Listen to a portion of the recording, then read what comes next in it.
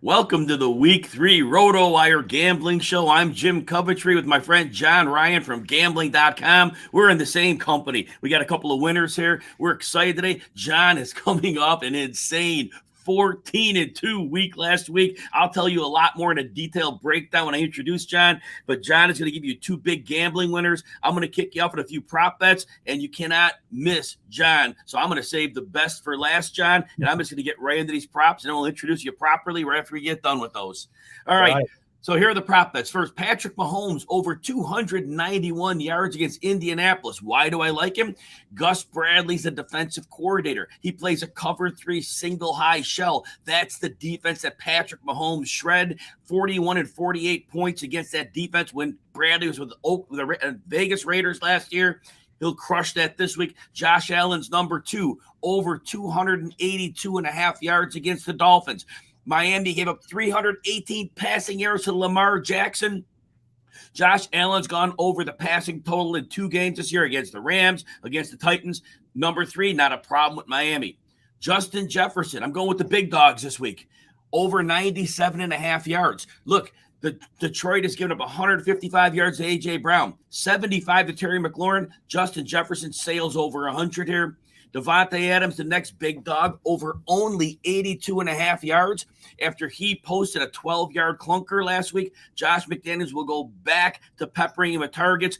This defense has already given up 148 yards to Stephon Diggs, 71 to Sterling Shepard. Devonte Adams easily over 82.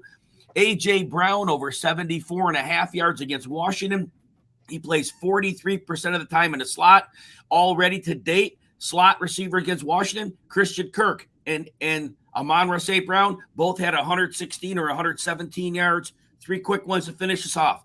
Darnell Mooney, yes, that nothing of the season, Darnell Mooney, over 44.5 yards against Houston. This defense has given up 121 yards to Michael Pittman, 122 yards to Cortland Sutton. Mooney will finally get some targets.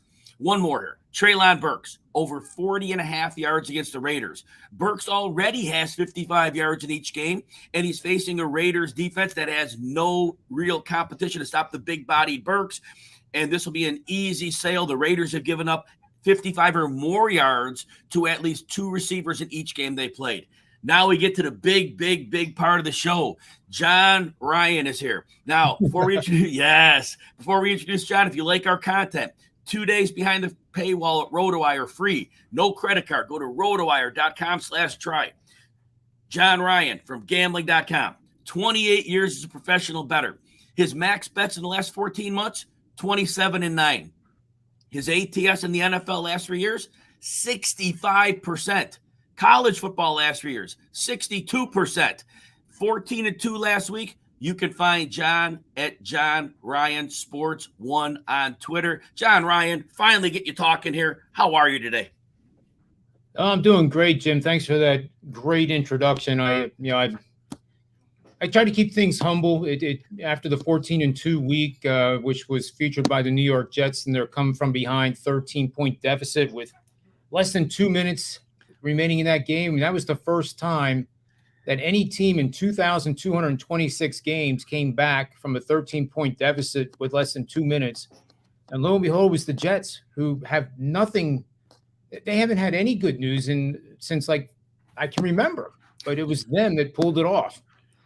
So it was one of those weeks for me. So, John, a Christmas card needs to be sent to Nick Chubb because Nick Chubb failed to kneel down at the 1-yard line. The Jets had no timeouts. There were less than 2 minutes. He selfishly took the touchdown and opened the door for the Jets. So Nick Chubb gets a Christmas card, especially if it made people money.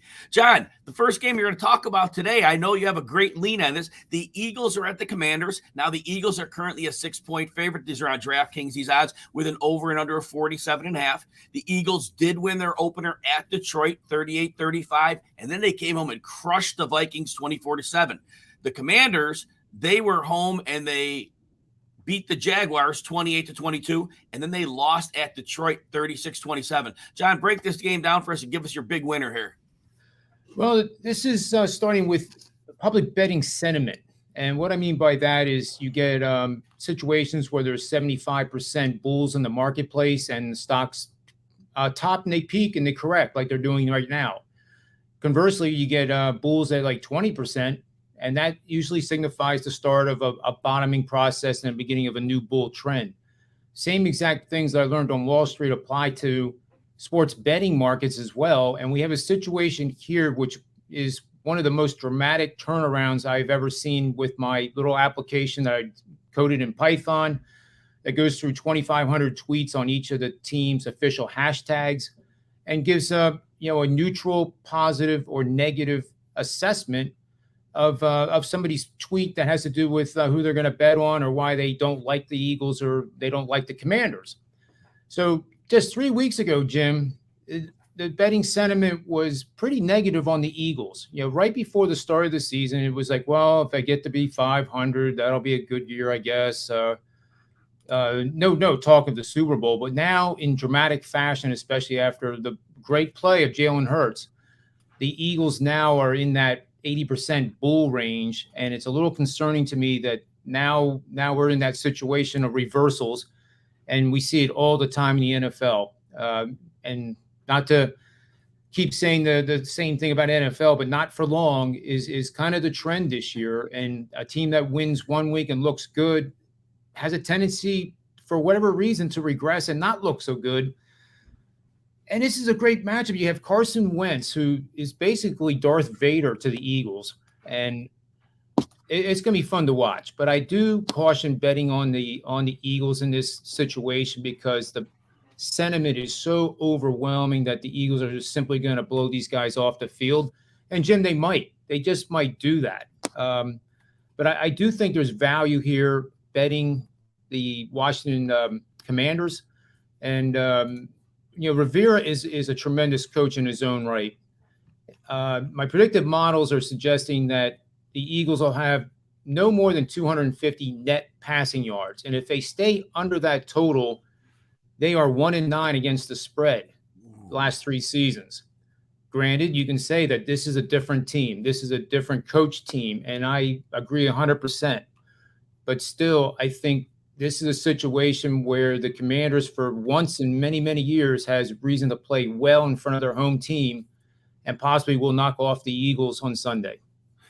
So you heard it here. John likes the Commanders plus the points. You want to get that one into your book. John, we have a second game we're going to cover. We always have that great second game from you as well. The Bills are at Miami, a big game here. A lot of talk about this one. Miami made that crazy fourth quarter comeback and beat Baltimore 42-38. In week 1, they beat the Patriots 20-7. Now for Miami, their right tackle, Austin Jackson's on the injured reserve. They'll be without him. Their left tackle, Teron Armstead, with a toe injury, missed the entire week of practices, whether he plays or not. Now the Bills, you remember the opener, they beat the Rams 31-10 in LA.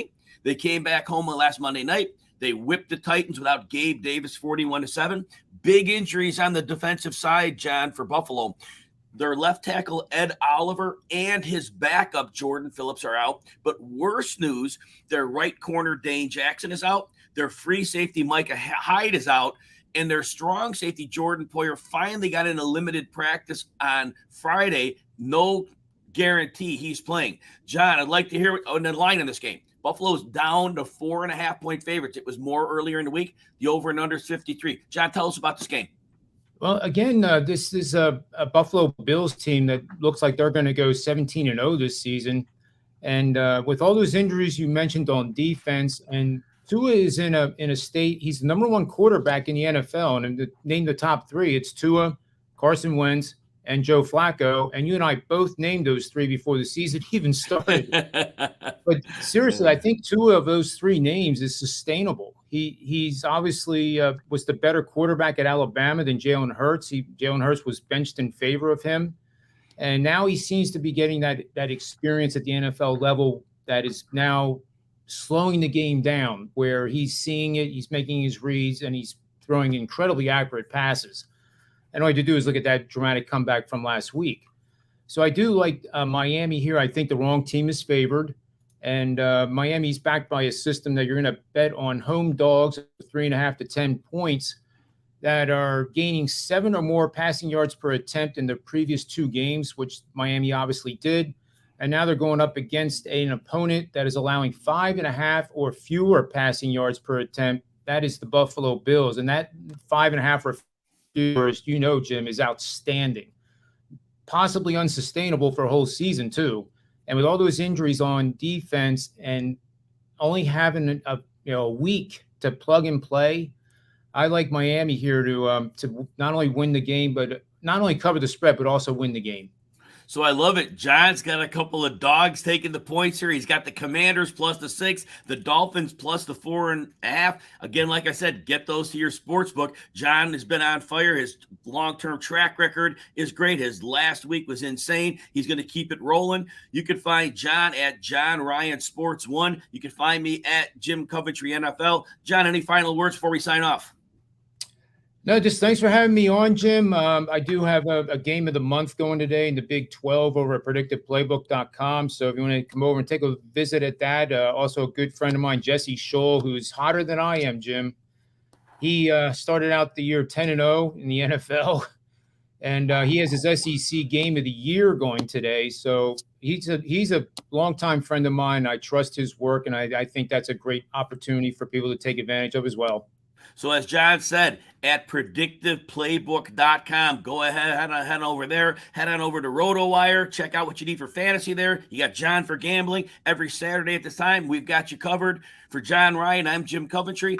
Good luck, everybody, and dominate your betting propositions.